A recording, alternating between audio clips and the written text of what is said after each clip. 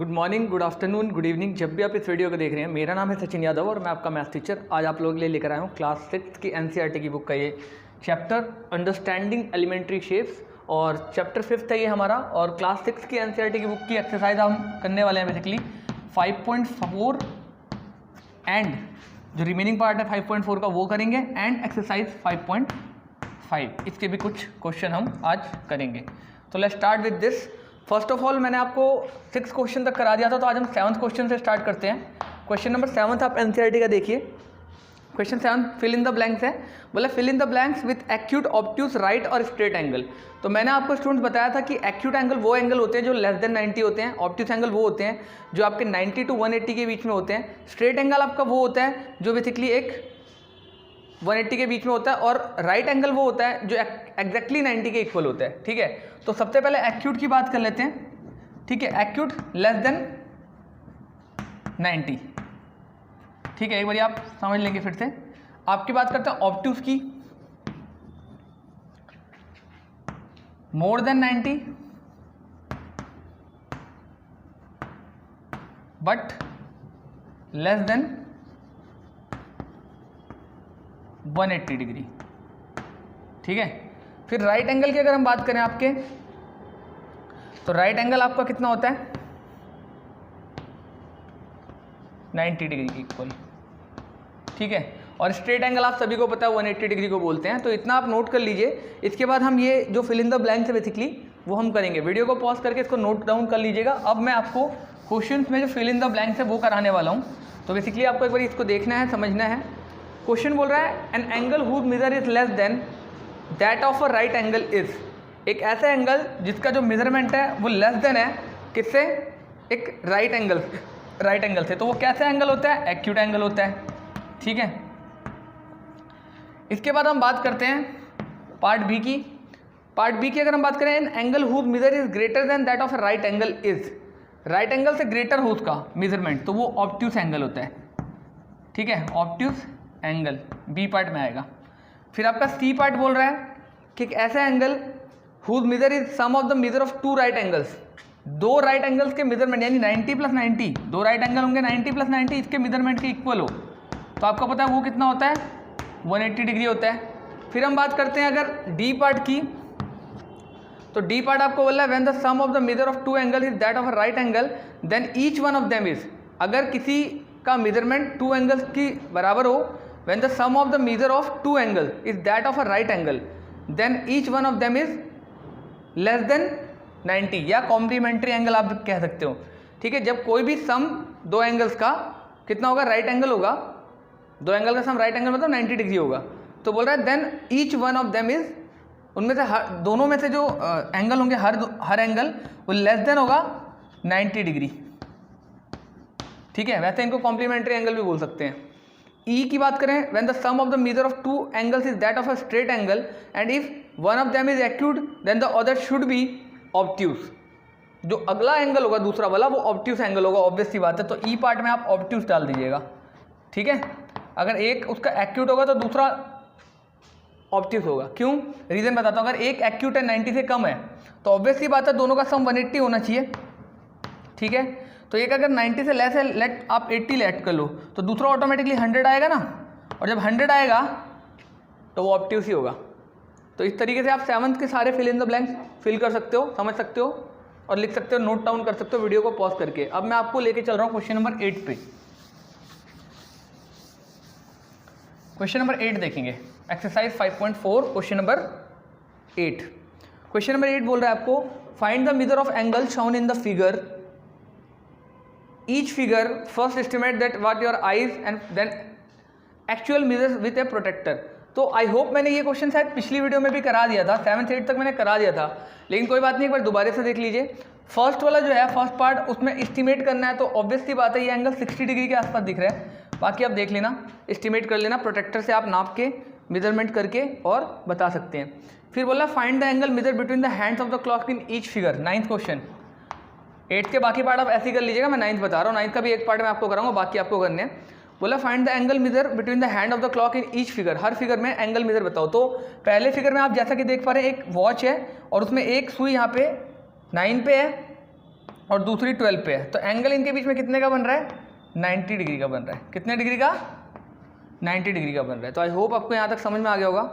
दूसरा जो आपका है वो है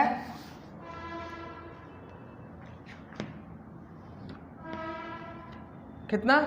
एक 12 पे है और एक आपका 1 पे है, इस तरीके से, एक 12 पे और एक 1 पे। तो आपको पता होना चाहिए कि किसी भी दो, ठीक है, किसी भी दो नंबर्स के बीच में घड़ी के अंदर, वॉच के अंदर जो एंगल होता है वो कितने डिग्री का होता है? 30 डिग्री का। कैसे पता चलेगा? टोटल एंगल 360 डिग्री का होता है और आपको पता है 12 नंबर्स होते हैं, 12 नंबर्स होते हैं घड़ी में, 1 से लेके 12 तक। तो डिवाइड अगर आप करते हैं तो ऑटोमेटिकली 30 डिग्री का एंगल निकल जाएगा किसी भी दो के बीच में। तो 12 से 1 के बीच में 30 डिग्री का एंगल होगा, ठीक है ना।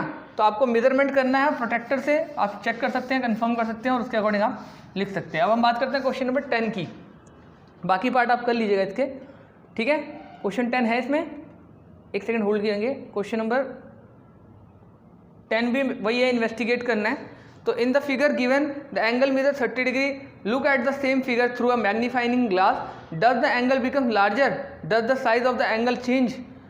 बोला है अगर आप एक मैग्नीफाइंग ग्लास से देखेंगे तो क्या एंगल का साइज मेजरमेंट ज़्यादा आएगा, ठीक है, क्या एंगल बदल जाएगा? नहीं, बस वो उसको एनलार्ज कर देगा, एनलार्ज कर देगा मतलब थोड़ा बड़ा करके दिखा देगा, लेकिन एंगल का मेजरमेंट नहीं बदल जाएगा। तो 30 डिग्री है तो 30 ही रहेगा। आई डोंट थिंक कि इसका बस एंगल बड़ा दिख जाएगा तो सभी कुछ बड़ा दिखेगा, मेजरमेंट ओवरऑल पूरा रेशियो ही बड़ा कर देगा वो। तो नहीं, ऐसा कुछ भी नहीं है कि इसमें कहीं एंगल चेंज हो जाएगा। लास्ट क्वेश्चन है 11 देखेंगे। 11th क्वेश्चन आपको बोल रहा है, इसका एक्सरसाइज 5.4 का बोला कि measure and classify each angle, हर एंगल को मेजर करो और क्लासीफाई करो। तो आपके कुछ एंगल दे रखे हैं, मेजरमेंट करने के लिए मैंने आपको तरीका बताया था। ये एक लाइन होती है जैसे स्ट्रेट, यहाँ पर आपको प्रोटेक्टर रखना है इस तरीके से, जो आपका प्रोटेक्टर होता है उसमें भी एक लाइन होती है यहाँ पे, वो लाइन इस लाइन के ऊपर रखना है और यहाँ पर इस तरीके से एंगल्स होते हैं आपके, जो भी आपके एंगल्स हैं उसके अकॉर्डिंग आप मेजरमेंट कर सकते हो। लाइक यहाँ से अगर आप करते हो तो ये 60 का एंगल बनाएगा, तो 60 डिग्री आपके यहाँ पे इस प्रोटेक्टर के और इसके एंगल को मैच करेगा तभी। तो आप मेजरमेंट कर सकते हो, नापना आपको आता होगा। लास्ट वीडियो में आई होप मैंने शायद बताया था आपको, और नहीं भी बताया तो इसमें मैंने आपको बताया, इसको एक बार ट्राई कर लीजिएगा। और देन फिर हम चलते हैं नेक्स्ट एक्सरसाइज पे। तो एक्सरसाइज 5.5 है आपका, which of the following are models for perpendicular lines, ठीक है, इनमें से कौन सा परपेंडिकुलर लाइंस के लिए मॉडल्स है, ठीक है। तो आपने करना क्या बेसिकली, आपने पहले समझना है कि क्या होता है परपेंडिकुलर और उसका सिंबल क्या होता है, साइन क्या होता है, किस तरीके से बनता है, ठीक है। परपेंडिकुलर बाइसेक्टर क्या होता है, कुछ बेसिक कॉन्सेप्ट पहले मैं आपको बताता हूँ, देन आप इसको कीजिएगा। तो एक्सरसाइज 5.5 में आपको बोल रहा है, 5.5 पे भी हम गौर करेंगे। सबसे पहले आपको देखिए कि जो परपेंडिकुलर होता है उस वर्ड का मतलब क्या होता है। परपेंडिकुलर जब भी बोला जाएगा, दो लाइन्स के बीच में परपेंडिकुलर वर्ड यूज होगा तो उनका मतलब है कि एक लाइन दूसरे पे 90 का एंगल बना रही है, इस तरीके का, ठीक है। ये एक हॉरिजॉन्टल लाइन है, इस पे ये वर्टिकल लाइन 90 डिग्री का एंगल बना रही है, ठीक है। आ रही है बात समझ में कि नहीं आ रही?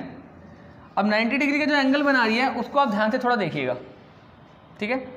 अगर इस तरीके से 90 डिग्री का एंगल बना रही है, ठीक है, अगर इस तरीके से 90 डिग्री का एंगल बन रहा है तो इसको परपेंडिकुलर बोलेंगे। और एक होता है परपेंडिकुलर बाइसेक्टर, अगर परपेंडिकुलर होने के साथ साथ बीचों बीच से काट रही है, एकदम मिडिल से काट रही है, तो वो परपेंडिकुलर होने के साथ साथ वो लाइन, ये वाली लाइन जो है ये परपेंडिकुलर तो है इस पे, ठीक है, साथ में परपेंडिकुलर के बाद बाइसेक्ट भी कर रही है, मतलब बीचों बीच से काट रही है, मिडिल से काट रही है, तो उसको परपेंडिकुलर बाइसेक्टर बोलेंगे इस लाइन को, ठीक है। किस लाइन को? लाइन मान लो ये ए बी है, ये वाली लाइन ए बी है मान लो, तो लाइन ए बी जो है वो परपेंडिकुलर बाइसेक्टर है किस लाइन पे? लेट कर लो ये लाइन जो है ये वाली, ये सी डी है, तो सी डी पे ए बी जो है वो परपेंडिकुलर बाइसेक्टर है। आ रही बात समझ में? तो यहाँ तक आई होप आपको समझ में आ गया होगा। अब हम बात करते हैं थोड़ा सा क्वेश्चन नंबर फर्स्ट के बारे में। Which of the following are models for perpendicular bisector. तो ठीक है जी, मॉडल्स का मतलब कौन से एग्जाम्पल्स हैं, कौन से जो लिखे हुए हैं कथन, यहाँ पे जो वर्ड्स लिखे हुए हैं उनमें से कौन सा जो है वो परपेंडिकुलर लाइंस हैं। The adjacent edges of table top, table के टॉप पे अगर हम बात करें, टेबल के टॉप की जो एडजेसेंट एजेस है, मान लो एक टेबल बनाते हैं हम इस तरीके से, ठीक है, ऐसे टेबल है मान लीजिए, इसमें ये एडजेसेंट साइड जो ये एक दूसरे पे परपेंडिकुलर है, जी बिल्कुल है, yes you can say yes, क्योंकि देखो ये जो टेबल होता है वो स्ट्रेट होता है, तो ये 90 का एंगल बनाते ही हैं, तो ये 90 का एंगल बनाते हैं, तो ये परपेंडिकुलर है एक दूसरे पे। The lines of a railway track, railway track की लाइन्स एडजेसेंट एंगल बनाती हैं? नहीं बनाती हैं, तो they are not they are not adjacent angle, ठीक है। सेकंड वाला जो बी पार्ट है वो नहीं होगा। फर्स्ट वाला ए वाले में यस कर देना, बी वाला जो है दे नॉट, तो यहाँ पर आपको नो करना है। सी पार्ट आपका क्या होगा, the line segment forming the letter L. ये जो लाइन सेगमेंट है जो लेटर एल को फॉर्म कर रही है, तो लेटर एल में एक लाइन ऐसी होती है, एक लाइन ऐसी होती है, तो यहाँ 90 का एंगल बनता है, इसलिए मॉडल है, ठीक है। ये मॉडल है, परपेंडिकुलर लाइन है दोनों आपस में, ठीक है। तो लेटर वी में आप देखेंगे दोनों का एंगल 90 का नहीं बन रहा, तो ये इस केस में नो कहलाएगा, ये परपेंडिकुलर मॉडल नहीं है, ठीक है, यानी परपेंडिकुलर एग्जाम्पल नहीं है। आई होप आपको ये चारों क्वेश्चन समझ में आ गए होंगे।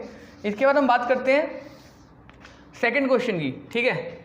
सेकंड क्वेश्चन आपका कुछ इस तरीके का है, let P Q be the perpendicular to the segment X Y, let P Q and X Y intersect in the point A, what is the measure of angle P A Y, let P Q be the perpendicular to the line segment X Y. भाई एक line segment है, यहाँ से देखेंगे आप, यहाँ point x है, यहाँ वाई है, ठीक है। अब बोल रहा है पी क्यू जो है, let X Y, let P Q and X Y intersect in the point A. P Q और एक्स वाई इंटरसेक्ट होते हैं किस पे, एक पॉइंट पे ए पे, यहाँ पे इस पॉइंट पे, ये लाइन सेगमेंट पी क्यू है मान लो, ठीक है, ये इंटरसेक्ट हो रही है यहाँ पे ए पे। तो ये जो एंगल है, ये वाला एंगल, जो ये वाला एंगल है, बोल रहा है intersect at the point A, what is the measure of angle P A Y, और कहाँ पर होते हैं, P Q be the perpendicular to the line. तो पी क्यू को पहले ही बोल रखा है कि ये परपेंडिकुलर है, चलो आप यहीं पे लेट कर लो, तो परपेंडिकुलर है तो ऑब्वियस सी बात है जो एंगल पी ए वाई होगा वो कौन सा एंगल होगा, ये वाला जो एंगल है, बोले ये एंगल कैसा होगा, ऑब्वियस सी बात है अगर परपेंडिकुलर बनाना तो पूछने की बात ही नहीं है, 90 डिग्री का एंगल बना रहा होगा, ठीक है। तो what is the measure of angle P A Y, angle P ये वाला, एंगल ए यहाँ तक जाएगा और वाई मतलब इधर को, यानी ये वाले एंगल की बात हो रही है, ये एंगल ऑटोमेटिकली कितने का बनेगा, 90 डिग्री का एंगल बनेगा, ठीक है। सेकेंड पार्ट भी हो जाएगा, नोट डाउन कर लीजिएगा। इसके बाद हम बात करते हैं क्वेश्चन नंबर थर्ड की, ठीक है। क्वेश्चन नंबर थर्ड बोला there are 2 set squares in your box, आपके बॉक्स के अंदर 2 सेट स्क्वायर्स हैं, they are 2 set squares in the box, what are the measure of the angle that are formed at the corners, ठीक है। Do they have any angles measure that is common, क्या उनमें कोई ऐसा angle है जो common है, ठीक है। आपके बॉक्स के अंदर 2 सेट स्क्वायर्स हैं, तो इस तरीके से आप अगर बात करते हो तो अगर स्क्वायर है तो ऑब्वियसली बात है एंगल 90 डिग्री का होगा, ठीक है। 90 डिग्री का एंगल होने का मतलब है कि वो एक दूसरे को बाइसेक्ट कर रहे हैं परपेंडिकुलरली, मतलब 90 का एंगल बनाना मतलब परपेंडिकुलर है। अब बोल रहा है कि that they formed are there corners, do they have any angle measure that common, yes they have common angle 90 degree, सबका ही एंगल जो होगा वो 90 डिग्री होगा, तो कॉमन एंगल है उनमें 90 डिग्री का है, उसका मेजरमेंट पूछा है कितना है तो आप लिख दीजिएगा 90 डिग्री। क्वेश्चन नंबर 4 देखेंगे स्टूडेंट, क्वेश्चन नंबर 4 में बोल रहा है एक फिगर बनी हुई है, बोला study the diagram, the line L is perpendicular to line M, ठीक है, line L is perpendicular to line M, if C E is equal to E G, क्या सी इक्वल है ई जी के। तो देखेंगे पहले तो फिगर आपको समझना पड़ेगा, फिगर कुछ इस तरीके से बनाई हुई है,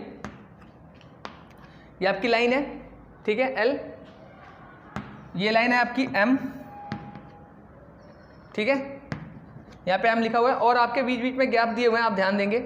यहाँ पर आपका स्टार्टिंग में वेरी फर्स्ट जो है वो 0 दे रखा है, फिर आपका 1 2 ठीक है 3 और ये 4 ऐसे गिवन है, ठीक है। फिर बात करते हैं 5 की, ठीक है, पॉइंट नंबर 5 की, फिर 6, ठीक है, फिर 7 है यहाँ पे, फिर 8 है, और यहाँ पर एक बात और नोट करेंगे, एक चीज़ और नोट करेंगे, ABCD कर रखा है यहाँ पे, ठीक है, 1 पे है A, ये B, ये C और ये D, फिर यहाँ पर E, F, G और H, ठीक है, ये सारे पॉइंट है। अब हमें बोल क्या रहे बेसिकली, इस C is equal to E G, क्या C इक्वल है ई जी के, CE कौन सा पॉइंट होगा, यहाँ से लेके यहाँ तक का ये पॉइंट है CE, ठीक है, ये पॉइंट कौन सा है, C पॉइंट है, क्या ये इक्वल होगा EG के, EG कौन सा पॉइंट होगा, यहाँ से लेके यहाँ तक। तो देखो 2 E से लेके F और F से लेके G, 2 पॉइंट तो यहाँ पे हैं, ठीक है, मतलब 2 पॉइंट का डिस्टेंस है इक्वली, लाइन पे 2 का डिस्टेंस है इक्वली, यहाँ से यहाँ तक और यहाँ से यहाँ तक का, और 2 ही का गैप D से लेके DE तक का भी है। तो अब आपको बोला C इक्वल है EG के, CE इक्वल है EG के, CE कौन सा है, C से D से E, तो ऑब्वियस सी बात है C से D और फिर D से E, ये आपका बन रहा है CE, ठीक है, और फिर दूसरा आपका इन दोनों को प्लस करके बन रहा है, और इसके बाद आपका E से F और प्लस में एफ से जी जो है वो आपका बन रहा है ई जी। तो दो का डिफरेंस इसमें है, दो का डिस्टेंस इसमें है, तो दोनों इक्वल ही तो हैं, तो इसलिए आप बोलेंगे यस दे आर इक्वल। ठीक है। Does P E bisect C G, बोला does P bisect E G, क्या, अब ये तो इसका ए पार्ट था, आप समझने की कोशिश करो कि इक्वल है कि नहीं, तो यस आपको लिखेंगे कि डिफरेंस दो का है तो यस दे आर इक्वल। ठीक है। इसके बाद अगर हम बात करते हैं दूसरे की, ध्यान देंगे जरा, दूसरा इसी का बोल रहा है बी पार्ट। बी पार्ट बोल रहा है कि does P bisect C G, P bisect कर रहा है सी जी को। आप अगर फिगर में देखो तो 4 पॉइंट इसके इधर हैं और 4 पॉइंट राइट साइड में है। ठीक है। लेकिन अगर आप डिफरेंस देखें बेसिकली तो ई पे ही काट रहा है, बाइसेक्ट कर रहा है ई पे, यानी बेसिकली जो डिफरेंस है वो कुछ ऐसा है, देखो फिर से दिखा देता हूँ, ये ई पॉइंट है। ठीक है। ये वाला जो है वो ई पॉइंट है, यहीं पे ई के पास ही टच कर रहा है, और बिफोर दैट जीरो से अगर हम बात करते हैं जीरो, ठीक है, आप इस तरीके से लाइन ड्रॉ कीजिए, यहाँ पे मान लो जीरो है। ठीक है। इसके बाद यहाँ पे 1 2 3 और 4 4 पॉइंट है, तो गैप कितने का है 1 2 3 4 का गैप इधर है। ठीक है। और अगर जीरो से हम काउंट करेंगे तो एक गैप आप मान लो जीरो से ए तक का, फिर ए से बी, बी से सी और सी से डी तक का गैप है बेसिकली, और ई तो इसी का पॉइंट है। और इसके बाद अगर हम बात करते हैं यहाँ पे ई के बाद एफ, ठीक है, फिर आपका जी 7, ये 6 है, ये 5 है। ठीक है। ई वाला जो पॉइंट है ये 5 है, ये 5 ही मान लो, इसी को मान लो 5, ई पॉइंट यही 5 है मान के चलो। ठीक है। ये 5 हो गया, ये 6 हो गया, ये 7 हो गया, और एक पॉइंट है यहाँ पे 8, एच मान लो आप इसको। ठीक है। 8 गिवन है। तो अगर आप इधर देखो तो इधर 1 का गैप ये हो गया, 2 और 3 का गैप है, और इधर 1 2 3 4, तो 4 का गैप है। तो इस तरफ अगर 4 है which is not equal to right side में जो कि 3 है गैप के बराबर, तो therefore they are not equal. तो इसीलिए बोला पी बाइसेक्ट कर रहा है सी जी को, तो पी ये वाली लाइन है बेसिकली। ठीक है। ये जो लाइन है पी यहाँ पे आ रहा है और ई यहाँ पे आ रहा है, तो पी बाइसेक्ट कर रहा है। बाइसेक्ट करने का मतलब मैंने आपको अभी बताया कि हाफ में डिवाइड करता है, तो यहाँ पर बी का आंसर होगा no, P E not bisect, bisect किसको, सी जी को, बिकॉज सी जी लिख लेना, P not bisect C G because, reason लिखोगे आप, because they are not equal, they are not equal, वो इक्वल नहीं है, बराबर बराबर नहीं है वो। ठीक है। तो ये आपका बी पार्ट हो जाएगा इस तरीके से। इसके बाद अगर हम बात करें बी पार्ट के बाद क्वेश्चन नंबर, थोड़ा सा आगे बढ़ेंगे, सी पार्ट की। सी पार्ट बोल रहा है identify any 2 line segment for which P is the perpendicular bisector. ऐसी कोई 2 लाइन सेगमेंट बताओ जिसके लिए पी जो है वो परपेंडिकुलर बाइसेक्टर है। तो इक्वल लेंथ ले लो ना यार, या मान लो पी है ये लाइन सेगमेंट, एक गैप यहाँ से हो गया, एक गैप यहाँ से, 3 यहाँ से ले लो, यानी कि आप ले लो कहाँ तक, एच तक का। ठीक है। एच तक का ले लो आप, और यहाँ पे आपको लेना पड़ेगा 1 2 और 3 यहाँ पे, तो बी एच ले लो, एक तो बी एच लाइन सेगमेंट हो गया, एंड 1 मोर, आप सी से लेके 2 पॉइंट यहाँ ले लो और 2 पॉइंट यहाँ तक ले लो जी तक, तो सी और जी तक, बी एच और सी जी, ये 2 लाइन सेगमेंट के लिए जो है पी परपेंडिकुलर बाइसेक्टर का वर्क करेगा, यानी हाफ हाफ में डिवाइड करेगा, क्योंकि देखो बी से सी तक 2, ठीक है, बी 1 2 और 3 यहाँ पे, और 1 2 और 3 यहाँ पे भी। ठीक है। और इसी तरीके से सी जी की जब बात करेंगे तो 2 गैप यहाँ से है और 2 ही गैप यहाँ से यहाँ तक जी तक भी है, तो इसलिए इक्वली बाइसेक्ट करेगा, मतलब बराबर बराबर टुकड़ों में बांटेगा। ठीक है। इसके बाद हम बात करते हैं क्वेश्चन नंबर सी के बाद डी की। ठीक है। डी पार्ट देखेंगे इसका आप। डी पार्ट बोल रहा है are this true, A C is greater than किससे, एफ जी से, ए सी ग्रेटर है एफ जी से, तो भैया एफ आपका यहाँ पे है, ध्यान देंगे, और ए सी आपका 2 लाइन सेगमेंट है और एफ जी आपका कितना है, 1 लाइन सेगमेंट। तो यस दिस इज ट्रू, क्योंकि इसमें 2 लाइन सेगमेंट का गैप आ रहा है, 2 का गैप आ रहा है और इसमें 1 का आ रहा है, तो 2 इज ऑलवेज ग्रेटर देन 1, तो ये ट्रू है। दूसरा बोला सी डी इक्वल है जी एच के, सी डी यहाँ से यहाँ तक होगा और ये जी एच, तो ठीक है, 1 का गैप है, तो यस दीज आर इक्वल, तो इस वाले में इक्वल हो जाएगा। सेकेंड पार्ट जो है इसका डी का, फर्स्ट पार्ट तो मैंने आपको बता दिया। ठीक है। और third one B is smaller than इसी का थर्ड पार्ट, डी का third part, B C is smaller than E H, B C.